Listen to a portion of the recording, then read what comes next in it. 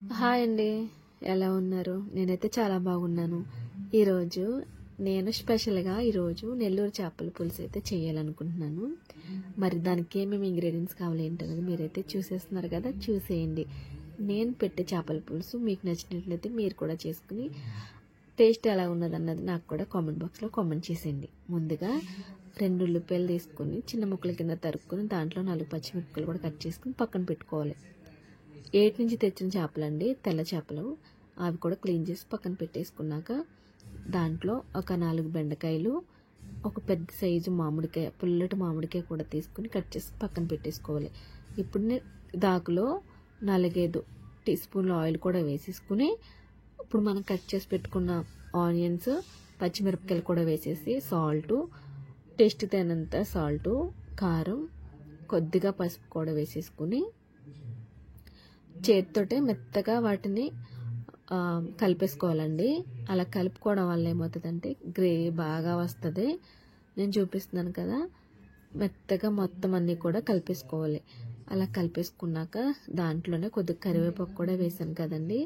ఇప్పుడు అందులో ముందుగానే నేను నానబెట్టుకుని చింతపండు గుజ్జు తీసుకుని పక్కన పెట్టుకున్నాను కదా, అది చేపలు కూడా వేసేసుకుని పులుపు కూడా ఇందులోనే వేసేసుకోవాలండి. చేపల ముక్కల్లో కూడా వేసేసుకుని మొత్తము కూడా ఒకసారి కలుపుకోవాలి. మీరు చూస్తున్నారు కదా నేను ఎలా అయితే చేస్తున్నానో, మీరు చూసినట్లు చేసేయండి. ఈ పులుపు కూడా వేసేసుకుని ఒక్కసారి మొత్తం దాకా చుట్టూ తిప్పేసుకుంటే ఆ పులుపు, కారం అన్నీ కూడా మనం వేసిందంతా కూడా ఆ చేప ముక్కలకైతే పడుతుందండి. తర్వాత మనం కట్ చేసి పక్కన పెట్టుకున్న మామిడికాయ ముక్కలు కూడా వేసేసుకుని మరొకసారి తిప్పేసుకుని ఇప్పుడు గ్యాస్ అయితే వెలిగించుకుని గ్యాస్ మీద బాండి పెట్టేసుకున్నాక అది ఒక్క 5 నిమిషాలు ఉడికినాక మీరు చూస్తున్నారు కదా, ఒక 5 నిమిషాలు ఉడికిన తర్వాత ఒక్కసారి మూత తీసి చూసి అందులో మనం పక్కన పెట్టుకున్న బెండకాయలు కూడా వేసేసుకోవాలి. ఆ బెండకాయలు కూడా వేసేసుకుని మరొక 2 నిమిషాలు ఉడకనిచ్చాక నేను ఇంట్లోనే మసాలా కుమ్ముకున్నానండి.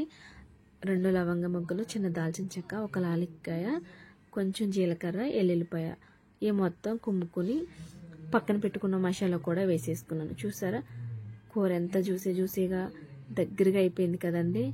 టేస్ట్ అయితే చాలా బాగా వస్తుందండి. ఒకసారి మీరు కూడా చేసుకోండి, నాకైతే కామెంట్ చేయండి. ఇప్పుడే చూసేసుకోండి, ఉప్పు సరిపోయిందా లేదన్నది ఇప్పుడే చూసేసుకోండి. టేస్ట్ నాకైతే చాలు సరిపోయిందండి.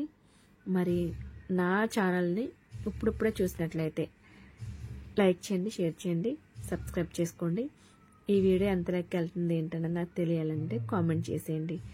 మరి ఇలాంటి వీడియోలు మీకు ఇంకా కావాలనుకుంటే బెల్ బటన్ని క్లిక్ చేయండి.